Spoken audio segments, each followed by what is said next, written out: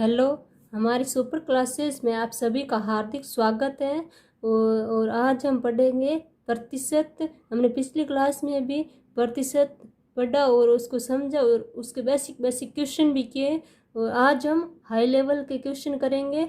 अगर आपने पहला पार्ट नहीं देखा है तो मैं उसकी लिंक डिस्क्रिप्शन में दे देती हूँ, तो वहाँ जाकर आप पहला पार्ट देख लो तो आपको परसेंटेज आसानी से समझ में आ जाएगा। ये वीडियो स्टार्ट करने से पहले वीडियो को लाइक कर देना और आपके जितने भी एजुकेशनल ग्रुप है उसमें वीडियो को शेयर कर देना। वीडियो को सब्सक्राइब करके बेल आइकन प्रेस को ऑन कर देना ताकि मेरी हर एक वीडियो का नोटिफिकेशन आप तक पहुंच जाए। तो हम वीडियो स्टार्ट करने से पहले जो पिछली क्लास में हमने प्रतिशत को समझा उसको वापस थोड़ा रिवीजन कर लेते हैं। तो हमने कल प्रतिशत कैसे निकालते हैं उसको समझा। जैसे 20% को फ्रैक्शन में कैसे चेंज करते हैं, तो प्रतिशत हटता है तो बटे में 100 लगता है, 20/100, तो इसको काटा 1/5। हमने प्रतिशत को फ्रैक्शन में चेंज कर लिया। क्या हम फ्रैक्शन को प्रतिशत में चेंज कर सकते हैं? तो फ्रैक्शन को प्रतिशत में कन्वर्ट करने के लिए 100 से इंटू करते हैं तो वापस ये आ जाएगा 20%। तो इतना समझ लिया। अब हम बड़ी संख्याओं के प्रतिशत को फ्रैक्शन में चेंज करते हैं। जैसे हमने संख्या ली 216, 2/3%। इसको हम ऐसे भी लिख सकते हैं 200% + 16, 2/3%। ऐसे भी लिख सकते हैं इसको। तो 200% को 2 हो जाएगा और 16 का 1/6 हो जाएगा। बट्टे में 1 लगाया तो 6, 12 + 1 तो ये आ जाएगा 13/6। इसका आ जाएगा 13/6। 216 2/3% को फ्रैक्शन में चेंज किया तो 13/6 आ गया। और आज हम क्लास स्टार्ट करते हैं। तो हम आज ऐसी संख्याओं के प्रतिशत ज्ञात करते हैं। जैसे हमने संख्या ली 1/9 का होता है 11, 1/9%। हम 2/9 को प्रतिशत में चेंज कर सकते हैं? तो प्रतिशत में चेंज करने के लिए 100 से इंटू करना पड़ता है। तो हम इसे 100 से इंटू करेंगे तो 9 को 100 से काटेंगे तो ये पॉइंट से कटेगा, तो इससे कैलकुलेशन करने में थोड़ी सी दिक्कत आएगी। तो हम इसे 1/9 का 11 से 1/9 है तो हम इसे 1/9 लिख सकते हैं। जैसे 2/9 है उसका प्रतिशत में याद करना है। तो 1/9 का कितना होता है? 11 से 1/9% होता है। तो हम इससे 2 से इंटू कर सकते हैं। अगर इधर 2 से इंटू करेंगे तो इधर भी 2 से इंटू करना पड़ेगा। तो हमने इधर भी 2 से इंटू कर दिया तो यहाँ आ गया 2/9 और इधर हो गया 2/9%। अब ये हमें समझ में आ गया, लेकिन ये समझ में नहीं आया कि 2 को 11 से भी इंटू किया और 1 से भी इंटू किया। ये कैसे किया? तो हमने पिछली क्लास में पढ़ा था कि 1/3 को हम 7/3 लिखते हैं। और हम इसे ऐसे भी लिख सकते हैं 2, 1 + 3, ये भी 7/3 होता है क्योंकि इसका ऐसे लिया 3, तो 3 को 2 से इंटू किया 6 + 1 7/3 आ जाएगा। तो हम इसे ऐसे भी लिख सकते हैं 11 को ऐसे भी लिख सकते हैं 11 + 1/9%।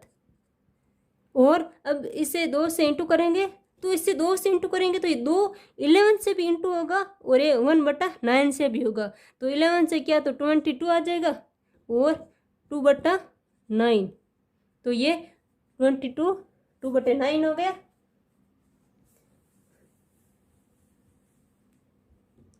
तो हम एक और संख्या लेते हैं समझने के लिए 2/7 ली तो इसको प्रतिशत में चेंज करना है। तो 1/7 का कितना होता है? 14, 2/7% होता है। तो हमने इधर 2 से इंटू किया, इधर भी 2 से इंटू किया तो 1/2/7। 14 को 2 से इंटू किया 28 और 4/7%। 28 4/7% आ गया। हम और एक और संख्या लेते हैं, जैसे तो हम संख्या लेते हैं 4/7 को प्रतिशत में कन्वर्ट करना है। तो 1/7 का कितना होता है 14, 2/7%। तो हम इधर भी 4 से इंटू करते हैं और इधर भी 4 से इंटू करते हैं। ये 4/7 और 56 56 8/7। तो हमने जो पीछे फ्रैक्शन लिखी थी उसमें 4/7 का मान 57 1/7 आ रहा था, लेकिन यहाँ पर ये भी सही है, लेकिन हम इसे 57 1/7 बना सकते हैं। वो कैसे? जब ऊपर संख्या बड़ी हो और नीचे संख्या छोटी हो तो हम ऊपर वाली संख्या में नीचे वाली संख्या का भाग देते हैं। तो 8 में 7 का भाग दिया कितनी बार जाएगा 1 बार जाएगा। तो 1 आ गया, 157 हो गया, 1 इसमें जोड़ देंगे और जो शेष बचेगा वो यहाँ लिख देते हैं। तो ये आ जाएगा 1 बार गया तो शेष कितना बचा 7 में 8 का बची 7 बार चला गया 1/7%। 4/7 का आ गया 1/7%। हम एक और संख्या लेते हैं 3/8 को प्रतिशत में कन्वर्ट करना है। 1/8 का कितना होता है 12, 1/2%। अब इसे 3/8 बनाना है तो 3 से इधर इंटू करेंगे और 3 से भी इधर इंटू करेंगे तो 3/8 आ जाएगा। ये आ जाएगा 12, जो 3 से किया 36 और 3/2%। तो हम यहाँ ऊपर बड़ी संख्या है, लेकिन हमने पीछे जो लिखी थी उसमें 3/8 का कितना आ रहा है 37 1/2 आ रहा था। हम इसे बना सकते हैं, कैसे बनाएंगे 36, तो ऊपर बड़ी संख्या आ रही है तो 2 का भाग दिया 1 बार चला जाएगा, तो इसमें 1 जोड़ देंगे 37 और शेष कितना बचेगा 1 बचेगा तो 1/2%।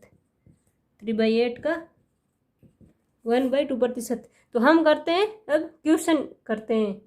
तो अब हम करते हैं क्वेश्चन है 36900 का कितना प्रतिशत है, मतलब ये कितना प्रतिशत है। तो 36900 तो इसे चेंज कर लेते हैं फ्रैक्शन में। तो कट गया, ये जाएगा, ये कटा 1 2 3 और ये कटेगा 2 8 7 को, इससे फिर से काटा ये 3 बार और ये 7 बार, ये आएगा 3/7।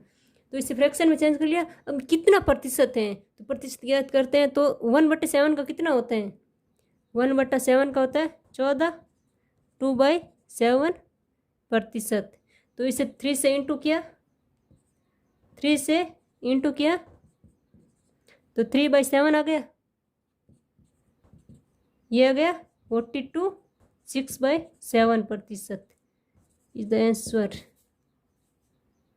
तो अगला क्वेश्चन है 360 1260 का कितना प्रतिशत है। तो 360 1260 का कितना प्रतिशत है, तो इसे घाटा 6 बार 21 बार 2 बार और 7 बार, कितना आया 2/7। तो 1/7 का कितना होता है 14, 2/7%। तो इसे 2 से इंटू किया, इधर भी 2 से इंटू किया, इधर भी, तो 2/7 आ गया 4/7%। तो ये आंसर है। अगला क्वेश्चन है 45008100 का कितना प्रतिशत है। तो 45008100, तो 0 से 0 कैंसिल हो जाएगा, ये हो जाएगा 5 बार और ये जाएगा 9 बार, तो 5/9। तो 1/9 का कितना होता है 11, 1/9%। तो दोनों ओर 5 से इंटू किया तो यह आ जाएगा 5/9 55 1/5/9%। तो ये इसका आंसर। 45008100 का कितना प्रतिशत है? 45008100 का कितना प्रतिशत है? तो ये जाएगा 5 बार, ये कटेगा 9 बार, तो 5/9। तो 1/9 का कितना होता है? 11 1/9 तो इधर भी 5 से इंटू किया और इधर भी 5 से इंटू किया, तो ये आ जाएगा 5/9,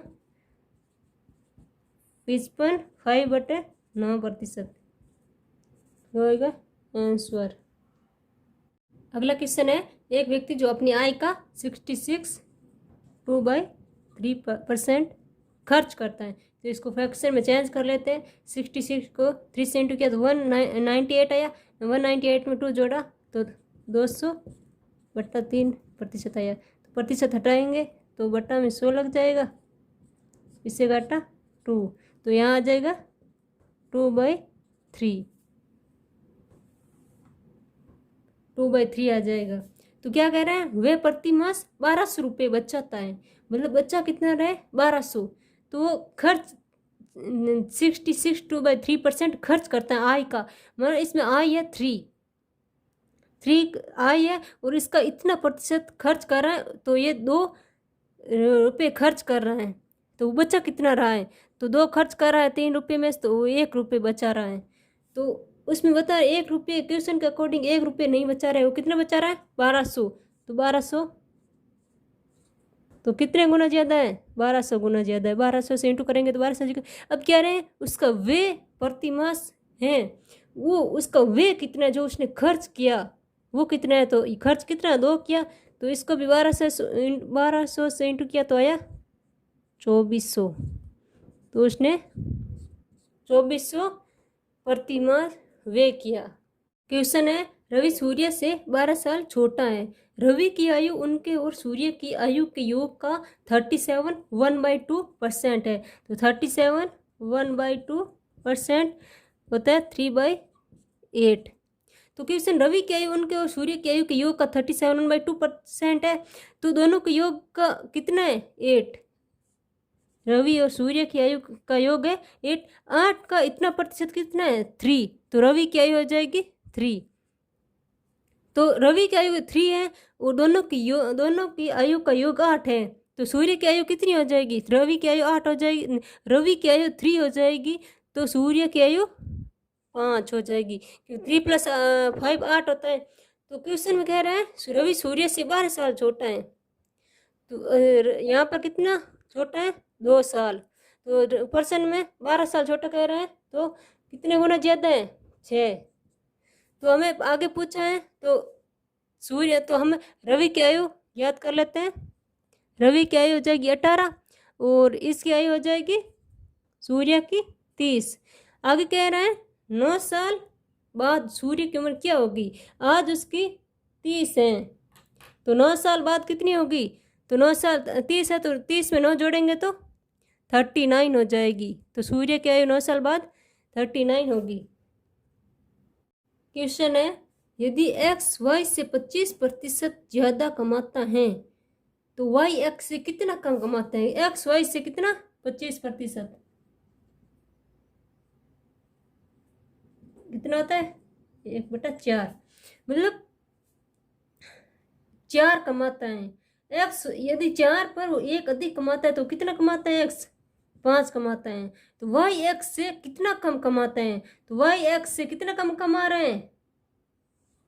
1 कम कमा रहे हैं, तो 5 पर 1 की कमी, तो कितना हो जाएगा 20% कम कमा रहा है। क्योंकि एक बार वापस समझ लेते हैं, एक्स वाई से 25% ज़्यादा कमा रहा है, मतलब दोनों कमा कितने रहे 4, लेकिन एक्स से 25%, 4 का 25% 1, मतलब 4 पर 1 ज़्यादा कमा रहा है, तो वो एक्स कितना कमा रहा है 5, लेकिन वाई एक्स से कितना कम कमा रहा है, तो एक्स कितना कमा रहा है 5 और वाई कितना 4 कमा रहे हैं, तो कितना कम कमा रहा है वाई एक्स से 1 कम कमा रहे हैं। वाई एक्स से 1 कम कमा रहा है, तो वो 5 पर 1 की कमी, मतलब 5 पर 1 कम कमा रहा है, 4 कमा रहा है, मतलब तो 5 पर 1 की कमी, तो इंटू 100 कर दिया तो 20% कम कमाता है। क्वेश्चन है, यदि राम राधा से 16/3% कम तनख्वाह पाते हैं, 16/3% कितना होता है 1/6, तो राम राधा से 16/3% कम तनख्वाह पाता है। राम राधा, तो राधा कितना तनख्वाह पाती है, राधा पाती है 6, और ये राम राधा से 16/3% कम, मतलब 6 पर 1 कम पाता है, तो 5। तो अब क्या पूछा है, राधा राम से कितने प्रतिशत ज्यादा तनख्वाह पा रही है, तो राधा राम से, राम 5 तनख्वाह पाता है, वो तो राधा 6, तो 5 पर 1 अधिक पा रही है राधा। राम का 5 है, तो 5 पर 1 अधिक, 1 ज्यादा पा रही है राधा, इंटू 100, तो कितना आ जाएगा 20% ज्यादा, 20% ज्यादा तनख्वाह पाती है राधा राम से। क्वेश्चन है, पी क्यू से 6 गुना है, पी क्यू से 6 गुना है, मतलब क्यू से ये 6 गुना हो गया, तो अब क्या है, क्यू पी से कितने प्रतिशत कम है, क्यू कितना है 6, 5, क्यू पी से कितना कम है, तो 5 कम है। तो आगे पूछा है क्यू पी से कितने प्रतिशत कम है, तो ये 5 कम है, तो 6 पर 5 कम है, 5 की कमी है, तो इसे प्रतिशत में ज्ञात किया, तो 100, 3, 50, 250/3, तो इससे हम ऐसे भी लिख सकते हैं 80 10/3 प्रतिशत, इसे इंटू किया तो आ जाएगा 240, 10 जोड़ा तो 250/3 आ जाएगा। इसे आगे भी लिख सकते हैं, 3 में 10 में 3 का भाग दिया कितनी बार, 3 बार जाएगी, क्यों 9 आता है 3 बार, और शेष बचेगा 1, तो 3 इसमें जोड़ दिया तो कितना आएगा 83, 1/3%, इतना ही रहे 83 1/3%, ये इसका आंसर हो जाएगा। अगला क्वेश्चन है, चाय का दाम 20% बढ़ा दिया जाए, चाय का दाम कितना 20% बढ़ा दिया जाए, तो 20% फ्रैक्शन में कितना होता है 1/5, तो पहले चाय का दाम कितना है था 5, अब उसका 20% बढ़ा दिया जाए, तो 5 का 20% कितना है 1, तो अब 5 में 1 तो कितना हो गया 6, अब आगे क्या दे रखा है, कितने प्रतिशत कमी की जाए कि वे में कोई बढ़ोतरी न हो, वापस कितनी प्रतिशत कमी की जाएगी वे में कोई बढ़ोतरी नहीं हो, तो पहले 5 थी अब 6 हो गई, अब वापस इसमें कितनी कमी की जाए कि वापस पहले जैसी हो जाए, तो हम 6 पर 1 की वापस कमी करेंगे, तो हमें वापस चाय में कोई बढ़ोतरी नहीं होगी, तो 6 पर 1 की कमी, तो प्रतिशत ज्ञात करने के लिए 100 से इंटू किया तो आया 16/2/3% आंसर।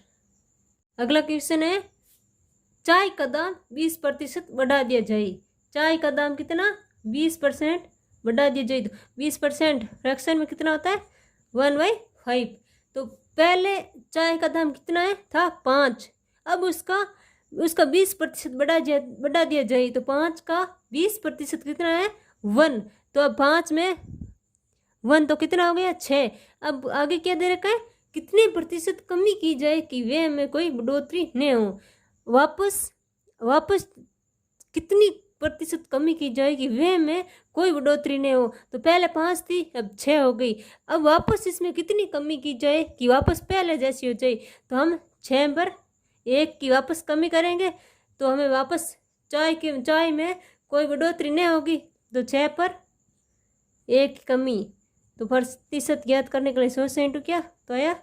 16/2/3% आंसर। क्वेश्चन है, एक ट्रेन में उतने डिब्बे हैं जितने कि एक डिब्बे में सीट है। मतलब एक डिब्बे में जितनी सीटें हैं उतनी ही उस ट्रेन में डिब्बे हैं। और वो 16 यात्री, एक डिब्बा 16 यात्रियों से भरा हुआ है और अपनी क्षमता का 57 1/7% भरा हुआ है। तो कितना भरा हुआ है? 57 1/7%। कितना होता है? 4/7। तो उसमें एक डिब्बे में 7 सीट है। माना कि एक डिब्बे में 7 लोग आ सकते हैं, तो 7 सीट है, तो इसका 57 1/7% ही यात्रियों से भरा हुआ है। तो कितना भरा हुआ है? 4। लेकिन क्वेश्चन में 16 दे रखा है, तो इसे कितने से इंटू करेंगे? तो 4 से, तो 16। तो मतलब 16 सीट पर लोग बैठे हैं। तो हम एक डिब्बे में पूरी सीट ज्ञात करते हैं। तो इससे 4 से इंटू कितना आया?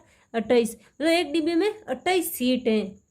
28 सीट है, तो एक डिब्बे में जितनी सीटें हैं उतने ही उस ट्रेन में डिब्बे होंगे। तो 28 सीट है, तो 28 इंटू 28, 28 इंटू 28 कैसे? क्वेश्चन में दे रखा है कि एक ट्रेन में जितनी सीट है उतने ही उस ट्रेन में डिब्बे हैं। तो एक डिब्बे में 28 सीट है। तो हम 28 + 28 ऐसे 28 बार जोड़ेंगे। तो इससे अच्छा है हमने 28 को 28 से इंटू कर लिया।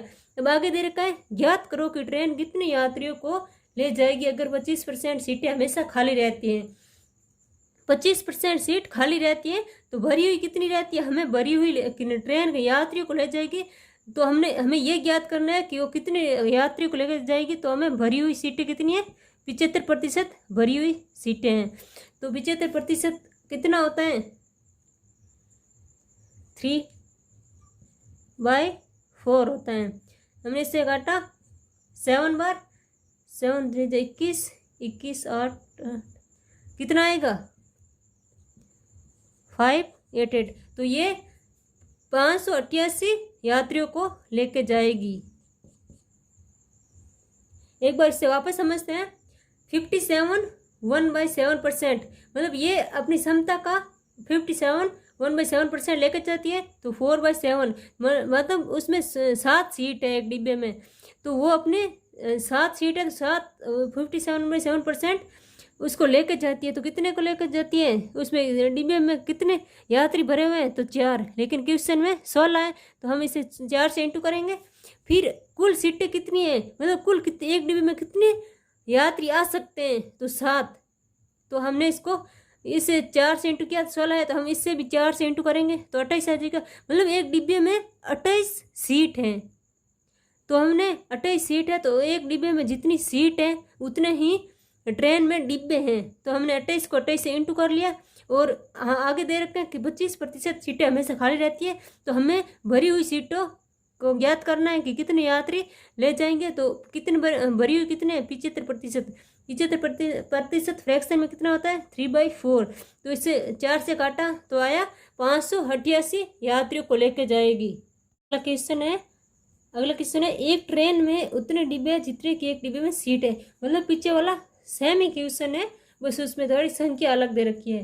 तो कितना है? 71 3/7% भरा हुआ है। तो 71 3/7% कितना होता है? 71 हम ज्ञात कर लेते हैं। 71 का 15 और 16 बचता है पीछे।